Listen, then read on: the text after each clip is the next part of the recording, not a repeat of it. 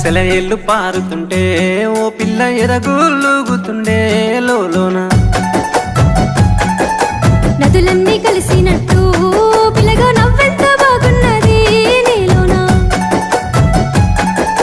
గాజుల సప్పులు గలుగల్లు మోగంగా గజ్జెల పట్టీలు గంటేసి ఆడంగా వరిగడ్డి మోపు ఎత్తి ఓ పిల్ల వయ్యారి నడుము పవే ఈ వేళ